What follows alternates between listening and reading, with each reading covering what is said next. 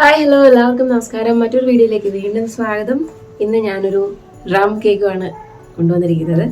Rum cake, plum cake, Kerala cake, ഒരുപാട് പേരുകളുണ്ട്. നമ്മൾ ക്രിസ്മസിന് സ്പെഷ്യലായിട്ട് ഉണ്ടാക്കുന്ന ഒരു കേക്കാണ്.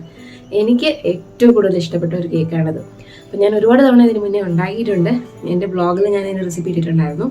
എന്തായാലും വീഡിയോ ഞാൻ ആദ്യമായിട്ടാണ് ചെയ്യുന്നത്. അപ്പോൾ നമ്മൾ വീഡിയോയിലേക്ക് പോകുന്നതിന് മുമ്പ് എൻ്റെ എല്ലാ കൂട്ടുകാർക്കും ഹൃദയത്തിൽ നിറഞ്ഞ ക്രിസ്മസ് ആശംസകൾ.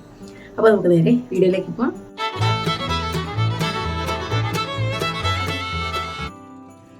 ആദ്യമായിട്ട് നമ്മൾ ഡ്രൈ ഫ്രൂട്ട്സ് റമ്മിൽ സോക്ക് ചെയ്യുന്ന പ്രോസസ്സാണ് ഇത്. ആക്ച്വലി ഞാൻ 1.5 ആഴ്ച മുന്നേ തന്നെ ചെയ്ത് ഫ്രിഡ്ജിനകത്ത് വെച്ചിട്ടുണ്ടായിരുന്നു. ഏകദേശം 1.5 കപ്പോളം ഡ്രൈ ഫ്രൂട്ട്സ് ഞാൻ എടുത്തിട്ടുണ്ട്. ചെറി, ടൂട്ടി ഫ്രൂട്ടി, കാഷ്യൂ, ബദാം എല്ലാം ഇട്ടിട്ടുണ്ട്. അപ്പോൾ നമുക്ക് എന്ത് വേണമെങ്കിലും ഇടാം. ഏകദേശം 2 കപ്പ് മൈദമാവിന് ഇത് ഞാൻ 1.5 കപ്പോളം ഡ്രൈ ഫ്രൂട്ട്സ് എടുത്തിട്ടുണ്ട്. പിന്നെ റം എന്ന് പറയുന്നത് ഒരു 1/2 കപ്പോളം റം എടുത്തിട്ടുണ്ടായിരുന്നു. അപ്പോൾ അതെല്ലാം കൂടെ മിക്സ് ചെയ്ത് ഞാൻ ഫ്രിഡ്ജിനകത്ത് അടച്ചു വെച്ചിട്ടുണ്ട്. ഇപ്പോൾ കേക്ക് ഉണ്ടാക്കാൻ തുടങ്ങുന്നതിന് തൊട്ട് മുന്നേ 2 ടേബിൾ സ്പൂൺ മൈദ മാവ് ഇതിന് മുകളിൽ വിതറി നല്ലവണ്ണം മിക്സ് ചെയ്തെടുത്ത് മാറ്റി വെക്കണം. ഇനി അടുത്ത പരിപാടി എന്ന് പറയുന്നത് നമ്മൾ പഞ്ചസാര കാരമലൈസ് ചെയ്തെടുക്കുകയാണ്. അപ്പോൾ നമ്മൾ ഒരു പാത്രം അടുപ്പിൽ വെച്ച് സ്റ്റൗ ഓണാക്കി 1/2 കപ്പ് പഞ്ചസാര അതിലേക്ക് ഇട്ട് കൊടുക്കുക. അത് കഴിഞ്ഞ് 1/4 കപ്പ് വെള്ളം ചേർത്ത് കൊടുത്ത് ചൂടാക്കുക. അത് കുറേശ്ശെ പതഞ്ഞ് വരാൻ തുടങ്ങും. നല്ലവണ്ണം പതഞ്ഞ് പിന്നെ അതിൻ്റെ കളർ ചേഞ്ച് ആവാൻ തുടങ്ങും. നമുക്ക് ബ്രൗൺ കളറാണ് കിട്ടേണ്ടത്.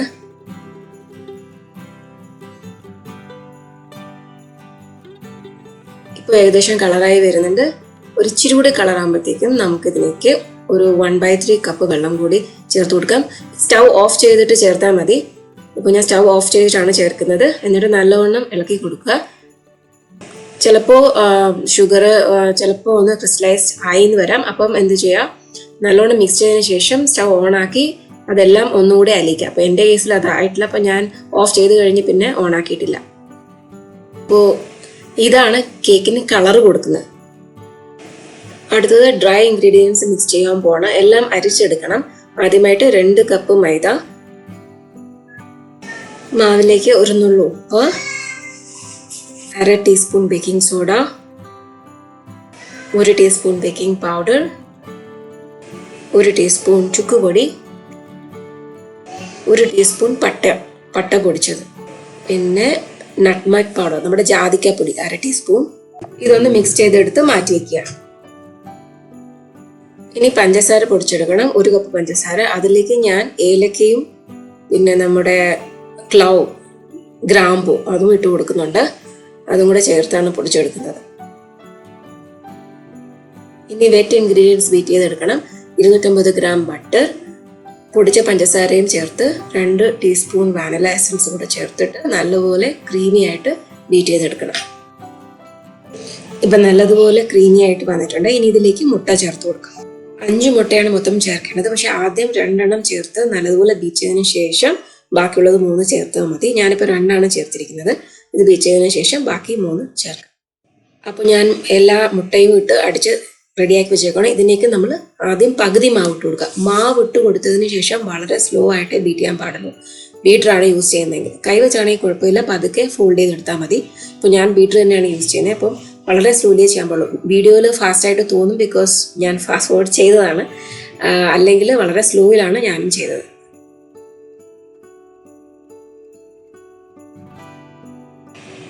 ഇനി ഇതിലേക്ക് ഡ്രൈ ഫ്രൂട്ട്സ് മിക്സ് ഇട്ട് കൊടുക്കാം. അതും ഇതുപോലെ ആദ്യം പകുതി ഇട്ട് കൊടുക്കുക, മിക്സ് ചെയ്തെടുക്കുക. അത് കഴിഞ്ഞ് ബാക്കി പകുതി ഇട്ട് കൊടുത്ത് മിക്സ് ചെയ്തെടുത്ത് നമുക്ക് ട്രേയിലേക്ക് മാറ്റാം. അപ്പോൾ ഞാൻ പാർച്ച്മെന്റ് പേപ്പറൊക്കെ ഇട്ട് സെറ്റാക്കി വെച്ചേക്കുവാണ്. 2 ടിന്നിലേക്കുള്ള ബാറ്റർ ഉണ്ട് ഇത്. അപ്പോൾ നമ്മൾ ഒരു ടിന്നിൽ മതിയെങ്കിൽ കുറച്ച് മതിയെങ്കിൽ പകുതി മെഷർമെന്റ് എടുത്ത് ചെയ്യുന്നതായിരിക്കും നല്ലത്. അപ്പോൾ ഞാൻ ടിന്നിലേക്ക് മാറ്റി ഇതിന് മുകളിൽ ജസ്റ്റ് ഒന്ന് ഡെക്കറേറ്റ് ചെയ്യാൻ വേണ്ടിയിട്ട് കാഷ്യൂ നിർത്തിയിട്ടുണ്ട്. അതുപോലെ ഓവൻ പ്രീഹീറ്റ് ചെയ്ത് വെച്ചിട്ടുണ്ട് 180 ഡിഗ്രിയിൽ.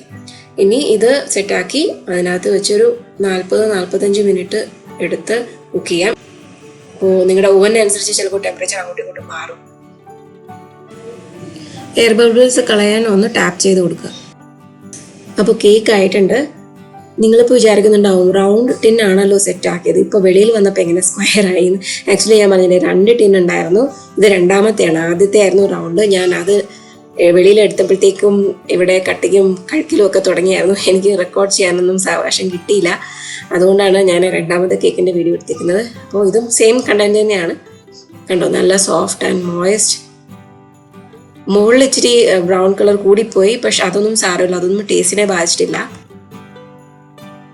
കണ്ടല്ലോ റെസിപ്പിയൊക്കെ. പ്ലം കേക്ക് ഇഷ്ടപ്പെടുന്നവരാണെങ്കിൽ ഒരു തവണയെങ്കിലും വീട്ടിലൊന്ന് ഉണ്ടാക്കി നോക്കണം. അടിപൊളി ടേസ്റ്റാണ്. നമുക്ക് ഇങ്ങനെ കഴിച്ചുകൊണ്ടേ ഇരിക്കാൻ തോന്നും. വീട്ടിൽ പ്രത്യേകിച്ച് ഞാൻ അതാണ് സംഭവിച്ചുകൊണ്ടിരിക്കുന്നത്.